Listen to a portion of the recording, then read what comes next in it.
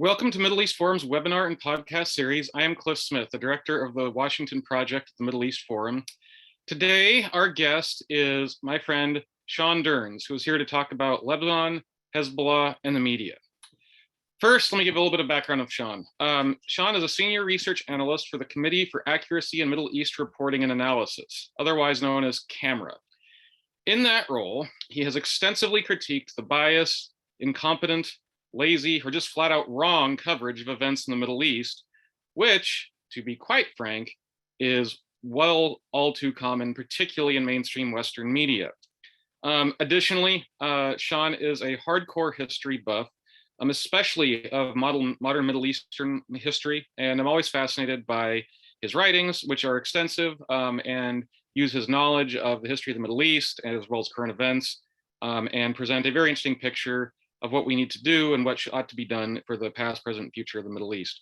Welcome, Sean. Thank you, Cliff. On the topic, it is almost a cliche at this point to say that Beirut, Lebanon was once the Paris of the Middle East. To quote you in a recent column, during the 1960s, the country was synonymous with five-star hotels, was home to legendary cafes and nightclubs, and was frequented by Hollywood celebrities and models. But in the past half century or so, things have changed drastically and for the worse. Lebanon, whose population includes large percentage of both Shia and Sunni Muslims, as well as Christians, and with many subdivisions of Christians and Muslims, and a significant minority of Druze. The exact percentage is disputed, and the popular census has not been taken since before the creation of the modern country, due to the political sensitivity around this question in Lebanon. Nonetheless, it is clear the sectarian divide drives a lot of politics in Lebanon. This has been exploited by outside actors for decades, none so successfully as by Hezbollah, or the Party of God. Hezbollah is a theocratic Shia movement, rife with anti-Semitism and hatred for rivals that get in their way. And it's both a political party and a militia. It is so powerful that it commonly is thought to hold more power than that of the official Lebanese army. As such, the politics of Lebanon are extremely complicated and often bedevil outsiders, even people with a lot of knowledge of the region. Hezbollah uses this reality to befuddle and manipulate and complicit media concerning their bad acts, such as the use of human shields, their collusion with the official state of Lebanon, and other acts of aggression against both their internal and external rivals. This, in turn, has helped turn the Paris of the Middle East into what many refer to as a failed state. So, Sean, to start this off, can you discuss some of the different demographic and political factions in Lebanon and how Hezbollah uses this to its advantage? Certainly. So, of course, as you mentioned, there was the National Pact, and this was kind of the foundation of the Lebanese state based off the three main groups, and I say that quite loosely, the Christians, the Shia, and the Sunni, and then, of course, you had multiple sects or confessions of Christians, as well as the Druze. Hezbollah is a Shia movement. They're a Shia Islamist movement. And of course, this has been part of their rise. For years, it was said, and I think correctly so, that the Shia were largely neglected and overlooked within Lebanon's political system. And Hezbollah used this to their advantage, as did other Shia militias at the early foundational stages, this being the late 70s, early 1980s. So being Shia is, of course, crucial to Hezbollah's rise. However, this hasn't stopped certain Christian sects from supporting Hezbollah at certain times, and as well as the Druze at certain times. So it is quite complicated, as you know. Mm-hmm. In the fight over control of Lebanon, you have said before that Hezbollah uses what you refer to as its press weapon. What do you mean by press weapon? And can you explain a little bit how this press weapon works?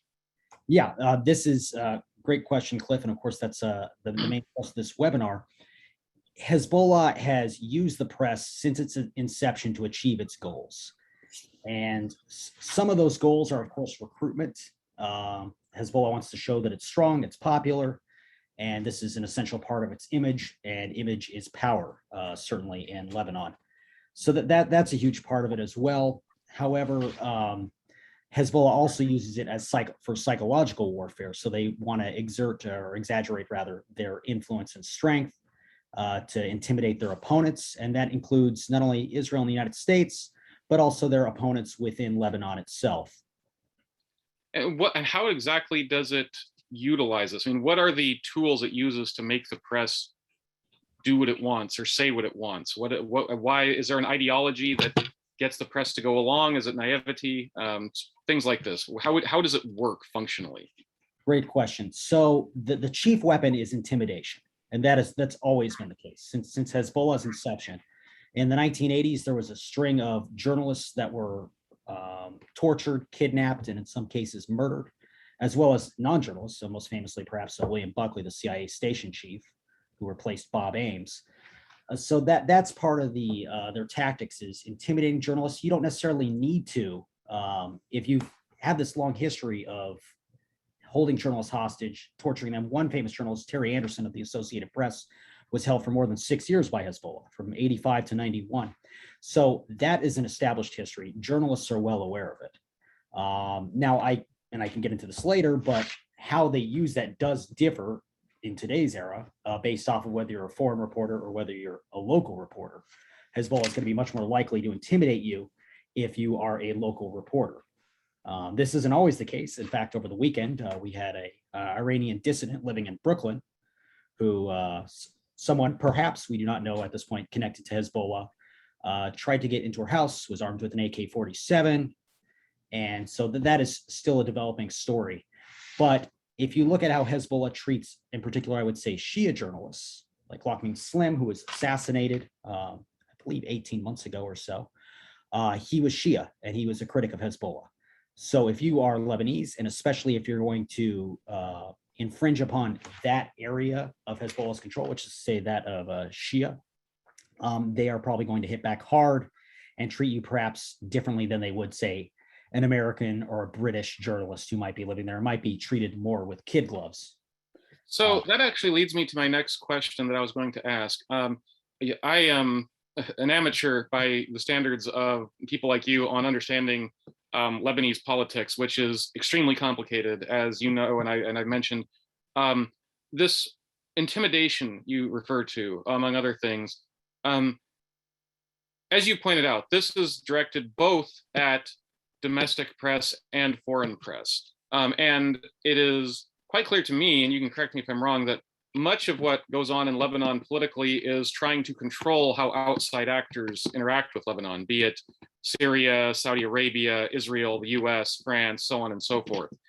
How much of it is trying to control what happens internally versus what happens externally, and how do those interrelate? Or even perhaps, if the answer is almost certainly both to some degree, but which is it more effective at, perhaps?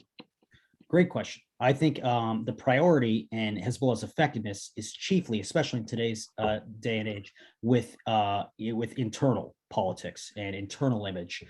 As I mentioned, at the Hezbollah's inception, there was first off, there was a lot of confusion about what exactly is Hezbollah and how does it differ from, say, Amal or some of these other militias, this being the early 1980s.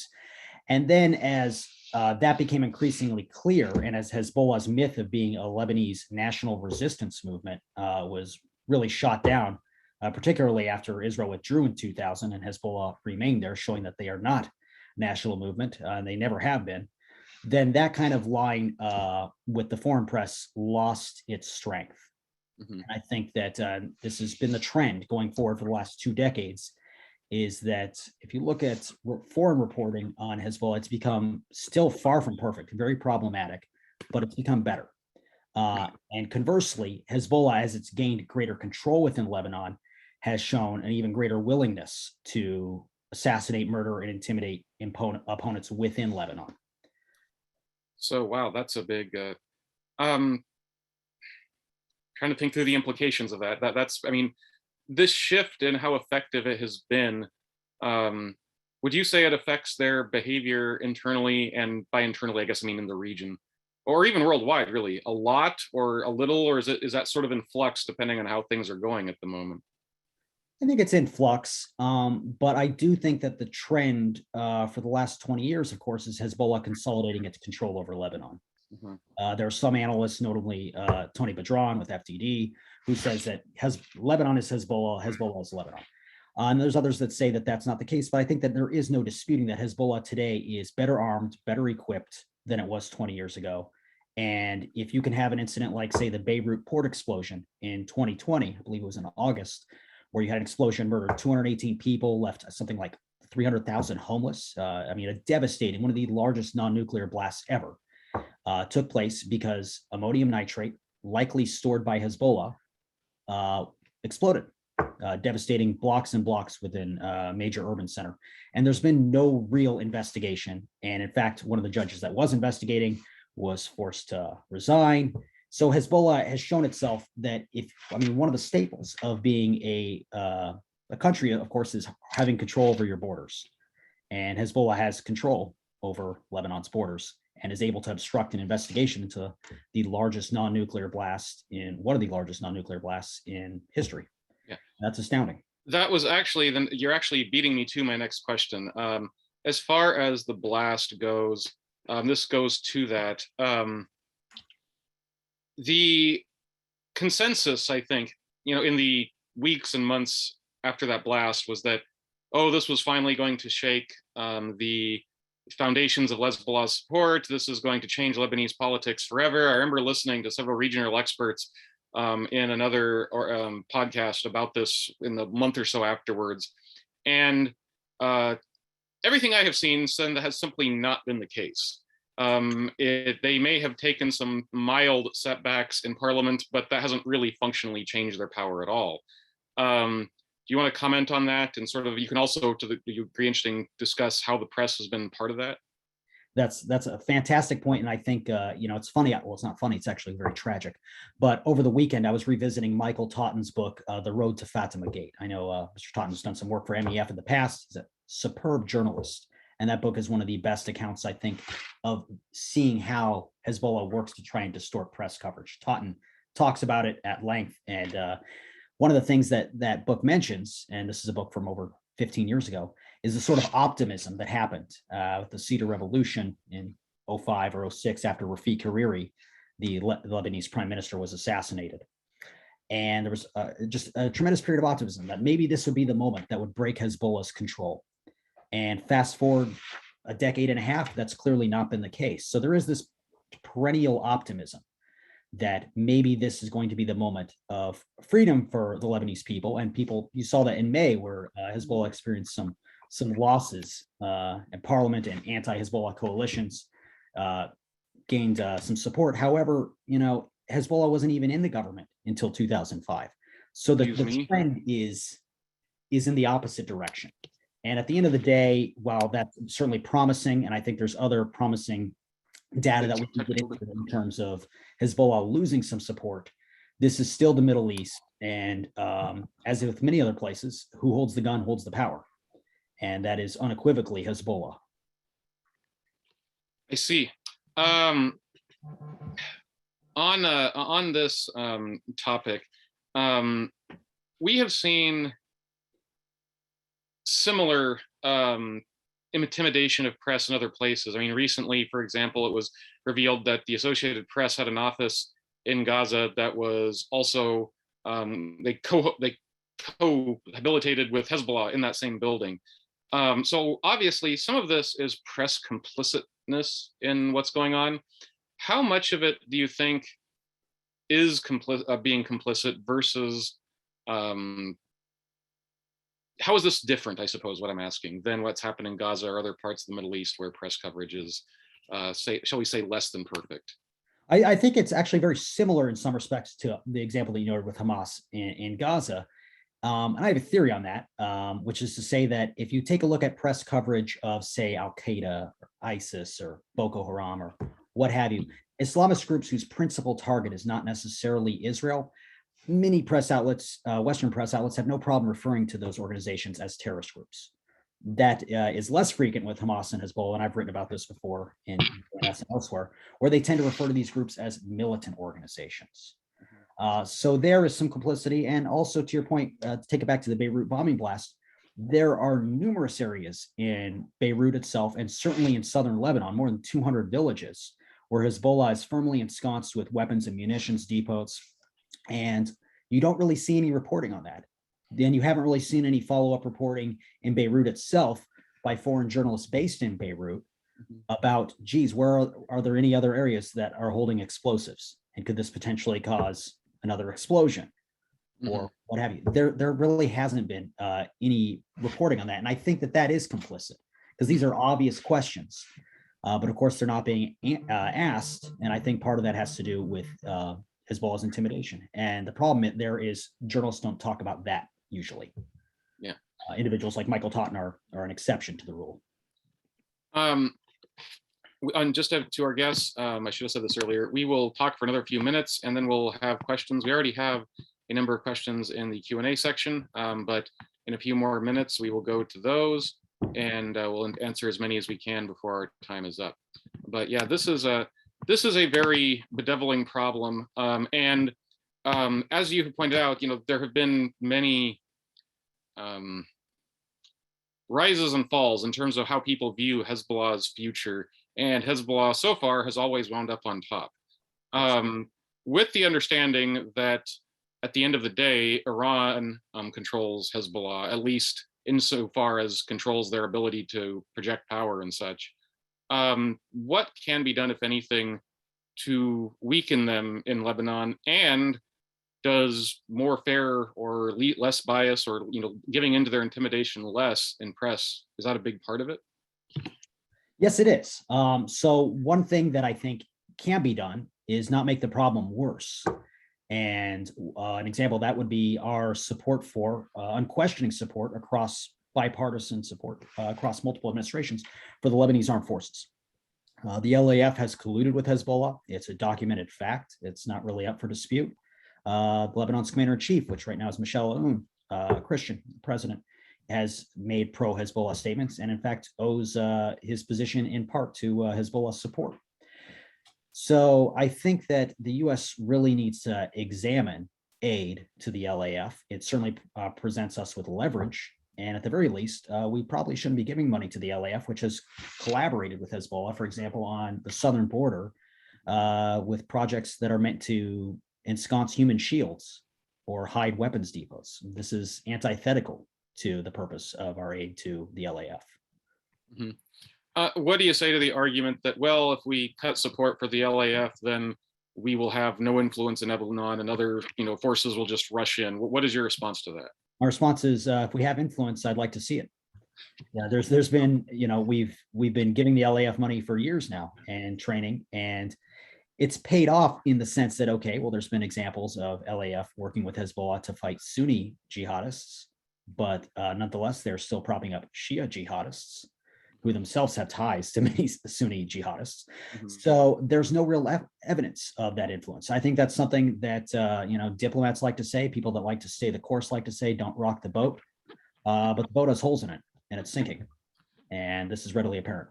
On that topic, as everybody that pays attention to the region knows, Israel and the Gulf Arabs increasingly have similar interests vis-a-vis Iran, and they may not quite, have all the same answers or the same threats in a lot of ways, but I think it's probably safe to say they are not favorable towards Hezbollah.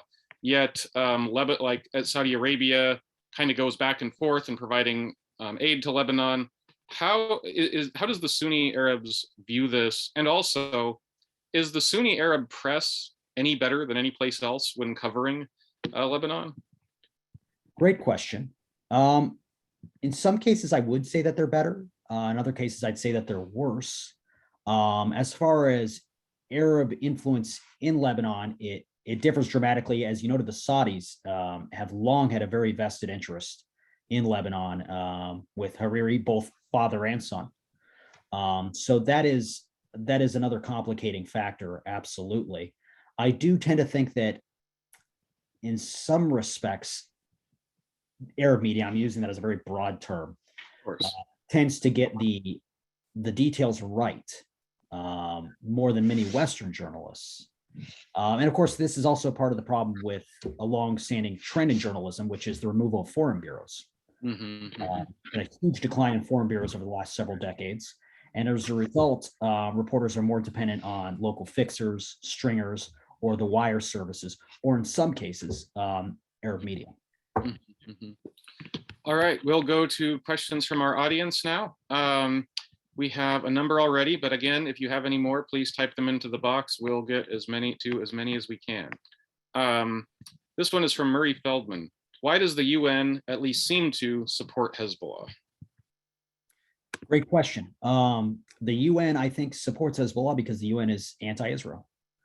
That's a very simplistic response on my part, but I think that's really the root of it.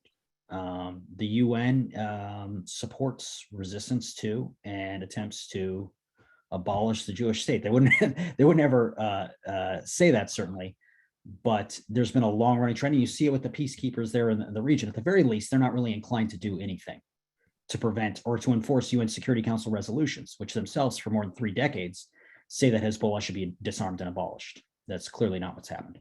Sure. This is from Jerry Stein.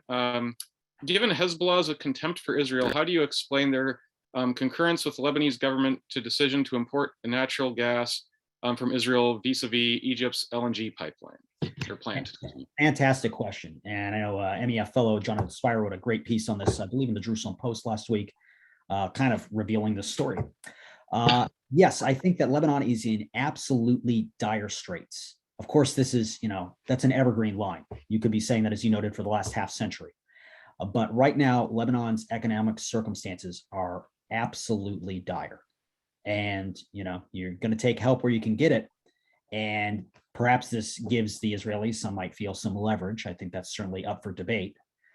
But, they're more than willing to take help from an entity that they want to see abolished. I think that those are not, synonyms. Mm-hmm. Let me jump in there and ask a question then.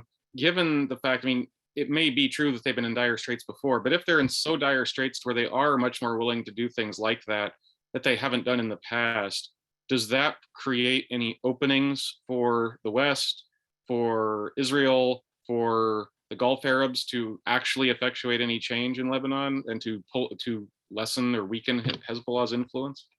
Terrific question. An optimist would say yes. I would say no. I think that a little bit about you, one way or another, Sean. Who holds the gun holds the power. Hezbollah has remained absolutely committed to its objectives, and it has a stranglehold on the Lebanese state, and that's why Lebanon is in the state that it's in. There's a clear trajectory of Lebanon's downfall over the last half century to their willingness to support anti-Semitic terrorist groups, be it Fatah or be it Hezbollah. Carrie Hillenbrand asked, does UNIFIL play any constructive role? Would it be in Israel's interest to have them withdrawn? And maybe you can explain a little bit about what UNIFIL is while you're at it. So UNIFIL has been tasked with enforcing some of the resolutions that date back to 1990 and the end of the Lebanese Civil War. And they're there, among other things, to, I guess I would sum it up by saying, to keep the peace. That has not been the case, certainly was not the case in 2006, so that I think that was a more an unintentional war, sleepwalking war, if you will. But I do not think that they really play a constructive role. Now, you could certainly argue that by having them there, this prevents Hezbollah from launching attacks. I don't really think that's been the case. I think, if anything, they provide cover and the sort of fiction that there is peace there instead of, a long brewing war. So in my judgment, no. Yeah. Eric in our audience asks, is there any way for the US to support the Lebanese people without helping Hezbollah? It's always a difficult question in any circumstances where you have bad guys, but especially in Lebanon, it seems. What do you say? That's a great question. And I'm sure that there are charities and means to get support to the Lebanese people. I would note that it's very hard to get aid into Lebanon without it some way benefiting Hezbollah, either through creating the fiction or boosting the fiction that it is a functioning state, or that Hezbollah does not exert control, or what have you. But yeah, your heart really does go out to the Lebanese. And there is certainly amongst the Druze, and especially in the Shia, as Lakim Slim's assassination, there's growing criticism of Hezbollah. Many Lebanese do not want to be cannon fodder for Hezbollah's next war against the Jewish state. They received a huge backlash after '06, and I think there is growing discontent, including in the South and elsewhere. And it is across various sects and confessions. Another question, is there any, let me rephrase this slightly. How much blame do the Lebanese people have for the situation they find themselves in versus Hezbollah? And if perhaps there is a section of society that has more blame than others, who would that be? Oh boy. I know that's a pickle. Yeah, that is quite the question.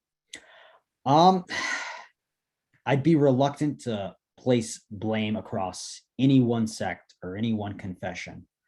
I think that Lebanon and the Lebanese people, much like the Palestinian people in this sense, there are many differences, have had decades of atrocious leadership, whether it's through kleptocratic, authoritarian running of institutions or failing to run institutions, or their willingness to support terrorist groups, armed resistance to destroy Israel. Of course, unequivocally, Hezbollah is a Shia Islamist movement, but this does not mean that many or even most Shia support Hezbollah. Certainly now, not necessarily the case.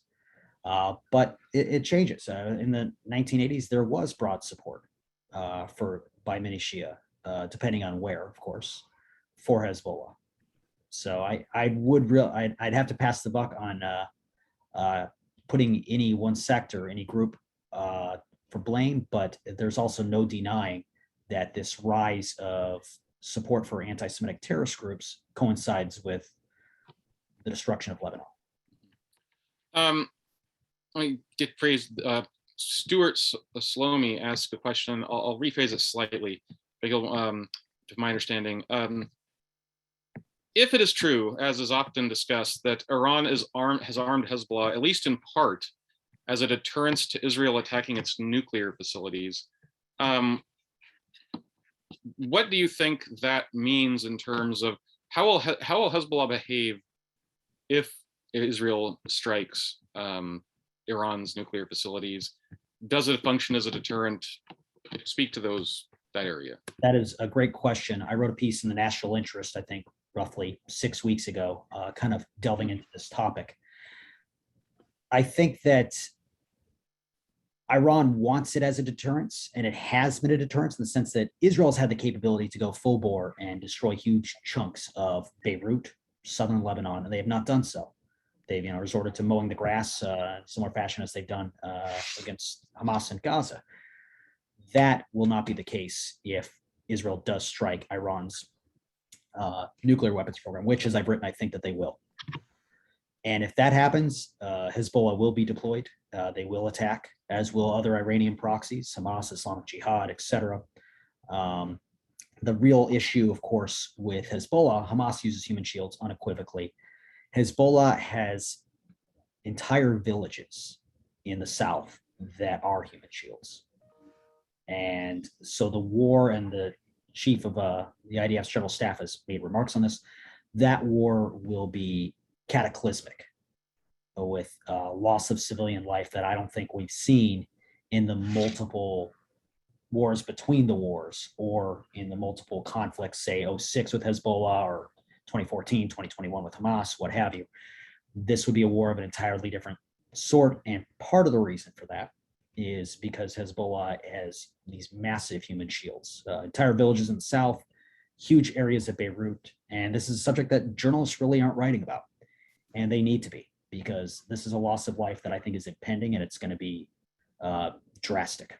Let me ask one final question before we have to, running out of time here. But on this topic that you just mentioned, you pointed out in some of your articles more recently that this press weapon that Hezbollah uses, and using favorable coverage to shape events to its favor, is not unprecedented. It had been used in the past by the PLO, among others. What does that teach us? And does it tell us anything about how to change this dynamic going forward, including but not exclusively concerning just trying to get better press coverage, beyond that, I suppose? That is a fabulous question. And this is, and I would even say it goes even beyond the PLO in the sense that you had the AP working with the Nazis in order to get access to the Nazi regime. They would, cut back some of their reporting, not report certain things that would be damaging to the Nazi regime. It is a really difficult thing to do because the number of journalists that have been murdered in the Middle East in the last decade, a large part of this is due to ISIS, is a huge increase. It used to be relatively safe to report from the Middle East, and the trend has been in the opposite direction, tragically. But is what you get when you look at a newspaper or say you watch a reporter on TV, you get a bit of fiction, which is the idea that they're able to sit there and just interview individuals and be there on the ground without a change to their coverage. And that is often not the case. Whether it's intimidation or access, there are compromises that are inherent to reporting from authoritarian regimes or terrorist groups. So I think that discussing that and highlighting those compromises is probably the best that we're going to get. Yeah. It's always going to be dangerous to report from these sorts of places, but willingly talking about it and not presenting the fiction of, okay, well, I'm just here honestly able to interview Hassan Nasrallah, no issues. That's just not how that works. Of course, and it's the tragic issue that goes well outside the Middle East, of course, but perhaps affects the Middle East more directly. Anyhow, thank you very much for your time here, Sean, and really appreciate it. And thanks for all our guests. Please come back later this week for more of the Israeli Insider and other webinars coming on forward. Thank you very much for joining us, and we'll see you later. Thanks, Cliff.